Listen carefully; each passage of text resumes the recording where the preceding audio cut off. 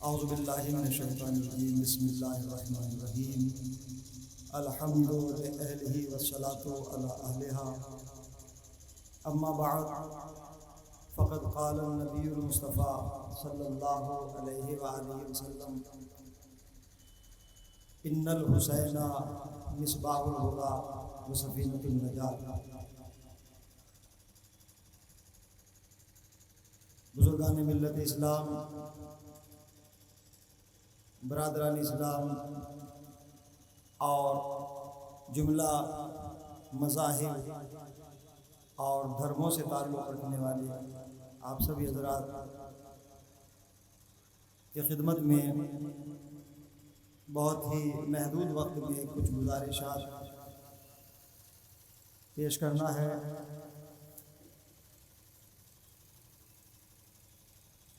امام حسین علیہ الصلوۃ والسلام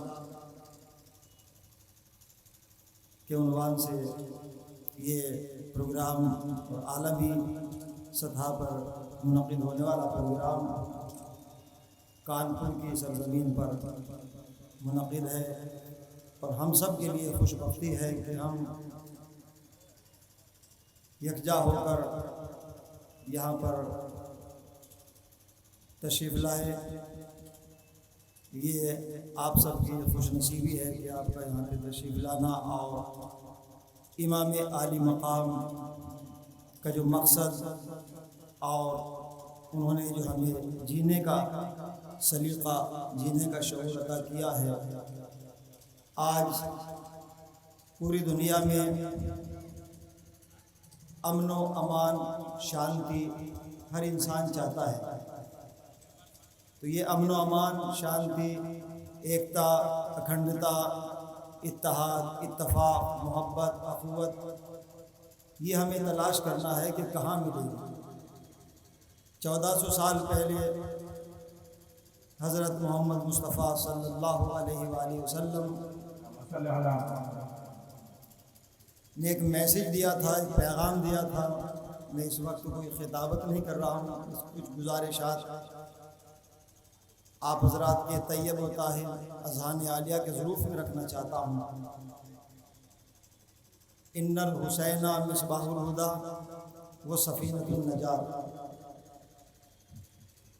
حسین ہدایت کا چراغ ہیں اور نجات کی کشتی ہیں۔ تو جسے ہدایت کی روشنی چاہیے تو اسے حسین کو سمجھنا ہوگا، جسے نجات کی کشتی میں سوار ہونا ہے تو پہلے کربلا کو سمجھنا ہوگا۔ ابھی میرے بھائی جناب محترم نیر جلال نیر صاحب ذکر فرما رہے تھے حسین اور یزید، حسینیت اور یزیدیت، ایک اجالا ہے، ایک اندھیرا ہے۔ اور میں تو یہی کہتا ہوں کہ اگر یزید اندھیرا ہے تو حسین اجالا ہے، یزید جہالت ہے تو حسین نور ہے۔ میں بہت ہی اختصار کے ساتھ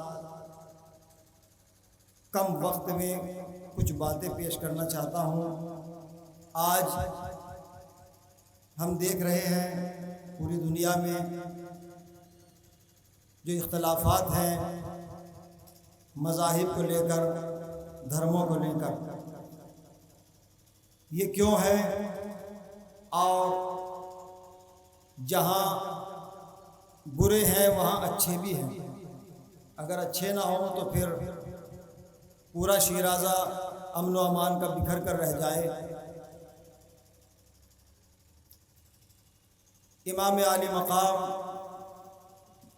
وہ ذات گرامی ہیں کہ جو باب العلم کے وارث ہیں۔ امام حسین تحت الثری کی سرحدوں کے عالم ہیں۔ امام حسین وہ ذات ہے کہ جن کا جھولا سید الملائکہ نے جھلایا ہے۔ امام حسین وہ ذات ہیں جو صاحب ذوالفقار کے بیٹے ہیں۔ امام حسین وہ ذات ہے کہ آپ کا تعلق کسی مخصوص دھرم سے نہیں ہے، بلکہ امام حسین تو اس کے ہیں کہ جو انسان ہے، اور جو انسان ہے وہ حسینی ہے۔ میں امام حسین علیہ السلام کی جو اہم باتیں ہیں آپ تک پہنچانا چاہتا ہوں۔ دیکھیے، یہ نفرتیں، یہ بغض، حسد، یہ تکبر، یہ ساری وہ بیماریاں ہیں کہ جو انسان کی ذات پر اثر انداز ہو جاتی ہیں اور اس کی لائف کو کمزور بنا کر رکھ دیتی ہیں۔ میں کچھ امام عالی مقام کے فرامین آپ تک گزار کرنا چاہتا ہوں۔ دیکھیے، ایک حسد ایسی بیماری ہے کہ جس سے انسان کا ایمان ختم ہو جاتا ہے، ایمان رخصت ہو جاتا ہے، اور امام حسین علیہ السلام نے اس کے چند نقصانات بیان کیے ہیں، وہ آپ بغور سماعت فرما لیں، اور پھر اس کے بعد انشاءاللہ باقاعدہ طور پر معزز محترم ذاکرین کرام اور شورا کرام بیان فرمائیں گے۔ سب سے پہلا نقصان جو انسان حسد کرتا ہے، امام حسین فرماتے ہیں، جو شخص حاصل ہوتا ہے، مثلا کسی کی ترقی کو دیکھ کر ٹینشن میں آ جاتا ہے، جلتا ہے، پریشان ہے، تو اس کا نقصان کیا ہے؟ امام فرماتے ہیں کہ رات میں اسے سکون سے نیند نہیں آتی، وہ کروٹیں بدلتا ہے۔ تھوڑا سا میں رسپانس چاہتا ہوں۔ کروٹیں بدلتا ہے، اور اللہ نے کہا وَجَعَلْنَا نَوْمَكُمْ سُبَاتًا، ہم نے تمہارے لیے نیند کو سکون کے لیے بنایا ہے، یعنی سونا انسان کے لیے نعمت ہے۔ اگر انسان ایک دو شب جاگتا رہے تو اس کی صحت خراب ہو جاتی ہے، اس کا خون بننا بند ہو جاتا ہے۔ لہٰذا اسلام ترقی چاہتا ہے، اسلام حیات چاہتا ہے۔ میں آپ حضرات سے گزارش کر رہا ہوں کہ مولانا سید استقبال میں ایک باواز بلند سلوات پڑھیں تاکہ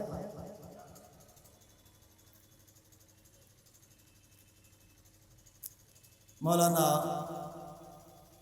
مفسر قرآن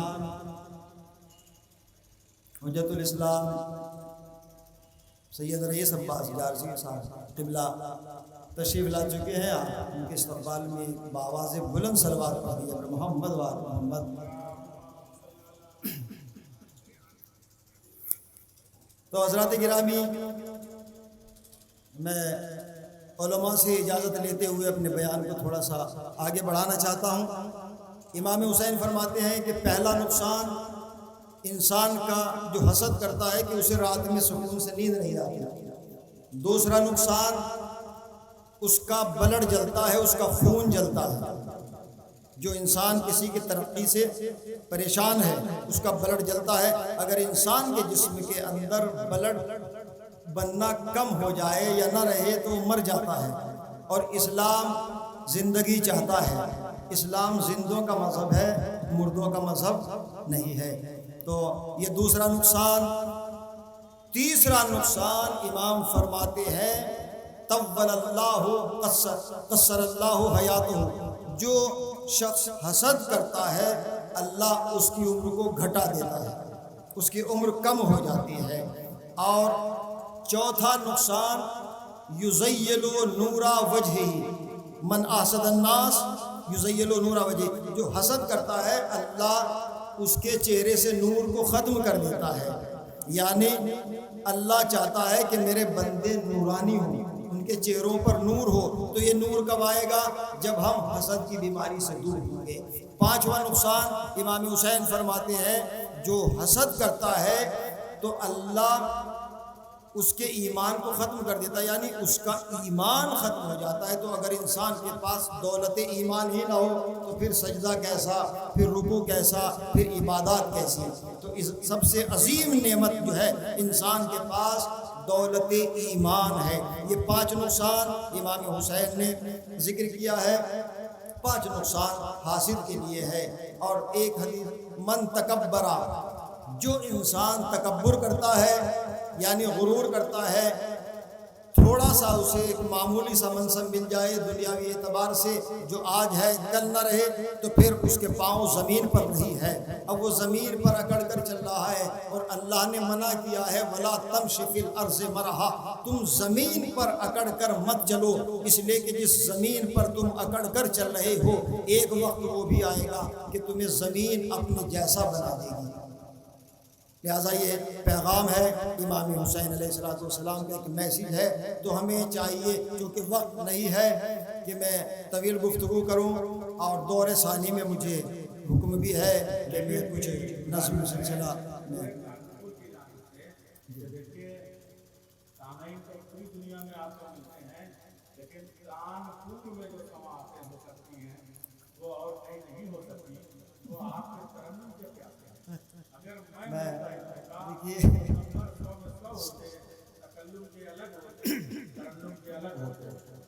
بالکل آپ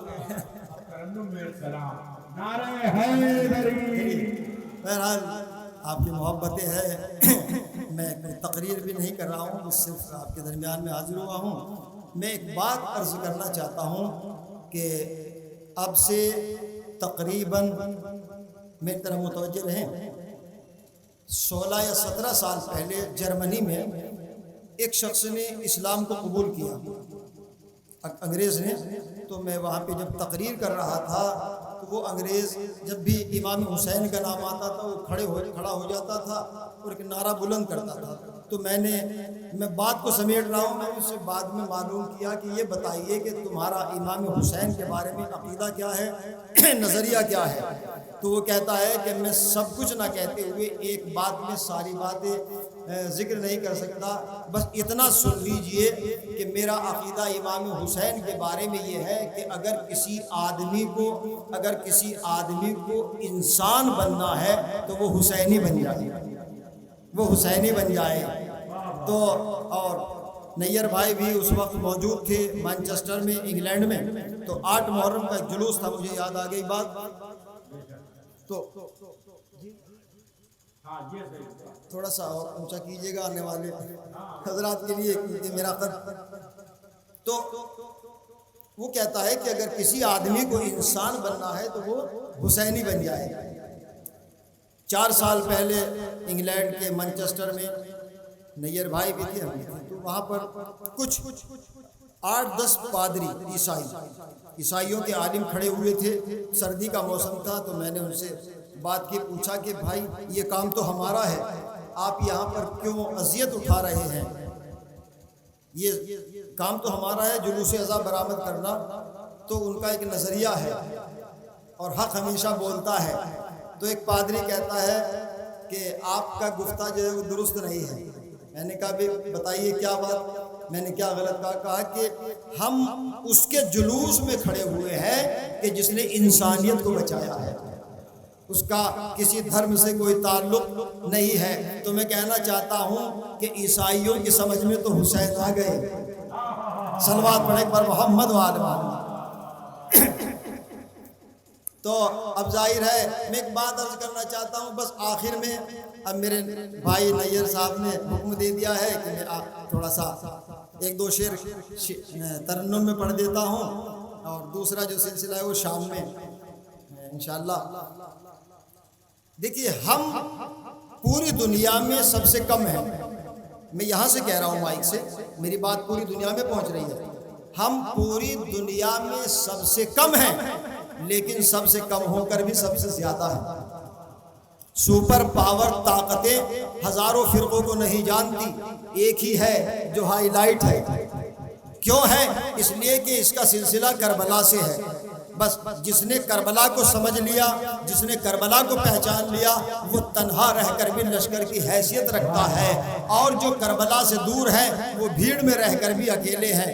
مجھے نہیں معلوم، میں نے تو بہت سے ممالک میں دیکھا ہے، مجھے نہیں معلوم کہ شاعر مشرقیات علامہ اقبال کا عقیدہ کیا رہا ہوگا، مجھے نہیں معلوم، لیکن حق ہمیشہ بولتا ہے حضور۔ وہ کہہ کر چلے گئے کہ بیان سر شہادت کی اگر تفسیر ہو جائے، بیان سر شہادت کی اگر تفسیر ہو جائے، مسلمانوں کا کعبہ روزہ شبیر ہو جائے، تو حق ہمیشہ بولتا ہے، ہمیں کربلا کو سمجھنا ہے۔ اگر ہم پوری دنیا میں کہتا ہوں، اگر پوری دنیا کربلا کو سمجھ جائے تو پھر سب ایک پلیٹ فارم پہ آ جائیں۔ آج میں دیکھ رہا ہوں یہاں پر ہمارے ہندو بھائی بھی ہیں اور دیگر مسلک سے تعلق رکھنے والے موجود ہیں۔ یہ کیوں ہے؟ اس لیے کہ یہ پلیٹ فارم اس کے نام سے مخصوص ہے کہ جو ایکتا کا محور ہے، جو اکھنڈتا کا رہبر ہے، جو اتحاد کا پیغام دیتا ہے۔ آئیے ہم سب مل کر ایکتا کا پیغام کربلا سے سیکھیں، کربلا سے حاصل کریں۔ کربلا اگر ہمارے دلوں میں بسی ہوئی ہے تو ہم کہیں بھی ہیں تو پھر ہمارے اندر ایک انرجی ہے، ایک طاقت ہے، ایک پاور ہے۔ میرے بزرگ ماموں نے ایک بات کہی تھی کہ آؤ در حسین پہ دنیا کے غم زدو، ٹوٹے ہوئے دلوں کا سہارا حسین ہے، ٹوٹے ہوئے دلوں کا سہارا حسین ہے۔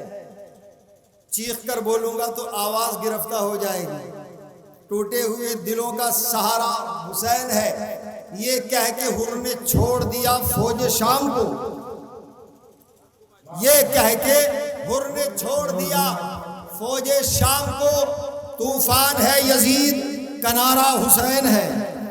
سلامت رہے، طوفان ہے یزید کنارہ حسین ہے، اور کاغذ کی کشتیوں میں ہیں فتووں کے قافلے، کاغذ کی کشتیوں میں ہیں فتووں کے قافلے، لے جائے گا بہا کے وہ دھارا حسین ہے، لے جائے گا بہا کے وہ دھارا حسین ہے۔ بہت سے مسلک سے تعلق رکھنے والے افراد یہاں پر موجود ہیں۔ کوثر بقول جوش وہ دن بھی قریب ہے، کوثر بقول جوش وہ دن بھی قریب ہے، ہر قوم یہ کہے گی ہمارا حسین ہے، ہمارا حسین ہے۔ اتحاد، ایکتا، اکھنڈتا، محبتیں اگر حاصل کرنا ہے، اگر چاہیے تو پھر کربلا سے رابطہ ضروری ہے۔ حکم ہوا ہے آخر میں نے کوئی تقریر نہیں کی ہے، بس میں آخر میں چند اشعار پیش کر کے اجازت چاہتا ہوں۔ اجازت ہے؟ دو شکر۔ اچھا سلوات پڑھ دے ایک بار۔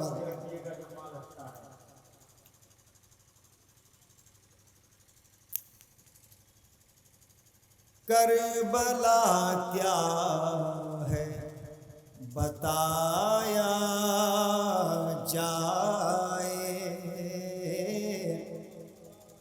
اگر آپ سب بولیں گے تو پھر میں پڑھ پاؤں گا۔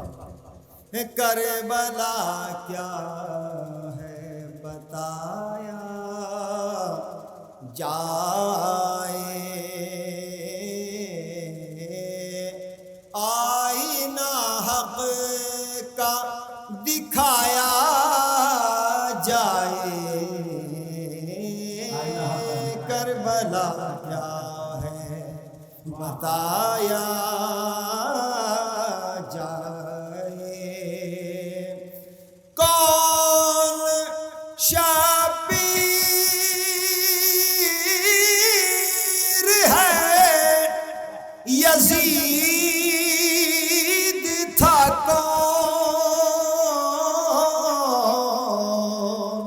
مصرے کو آپ محسوس کر رہے ہیں، کون شبیر ہے یزید تھا کون،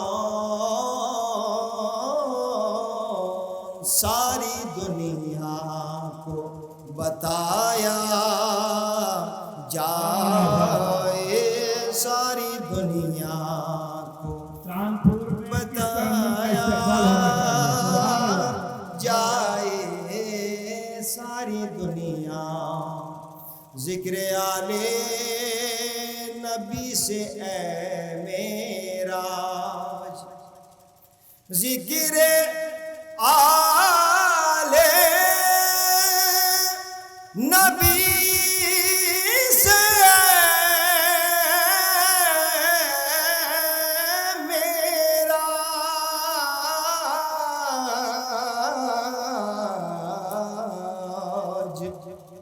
دل منافق کا جلایا جائے دل منافق کا، جب زبان پر میرے برادران اسلام تشریف فرما ہے، پیش کرتا ہوں دو شعر۔ جب زبان پر محمد کا نام آ گیا، جب زبان پر محمد کا نام آ گیا، میرے ہونٹوں پر کوثر کا جام آ گیا، میرے ہونٹوں پر کوثر کا جام آ گیا۔ رئیس بھائی، آپ کی سرزمین پر میں نے پڑھا تھا، اور یہ شعر سب سے زیادہ داد ہی آپ نے دی تھی شعر پر۔ لے کے آ ہی گیا ان کے در پر مجھے، لے کے آ ہی گیا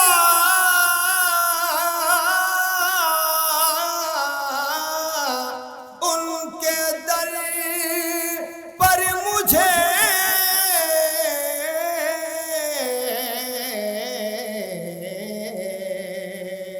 میرا دیوانہ پن میرے کام آ گیا۔ شکریہ محبت، میرا دیوانہ پن میرے کام آ گیا، جن کے صدقے میں ہے یہ زمین آسمان،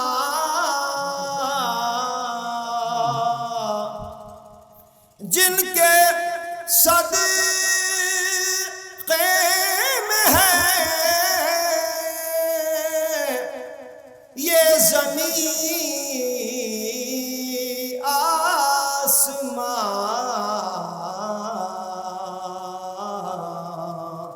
آج کی شب وہ عالی مقام آ گیا،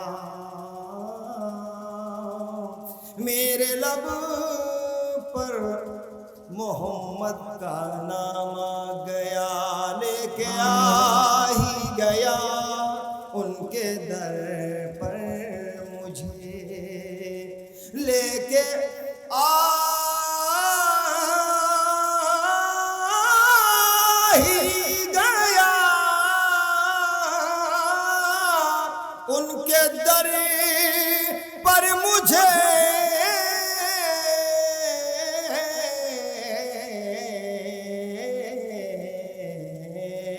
میرا دیوانہ پن میرے کام آ گیا، میں ان کا دیوانہ پن ان میرے کام آ گیا، جب لبوں پر محمد کا جام آ گیا، میرے ہونٹوں پر کوثر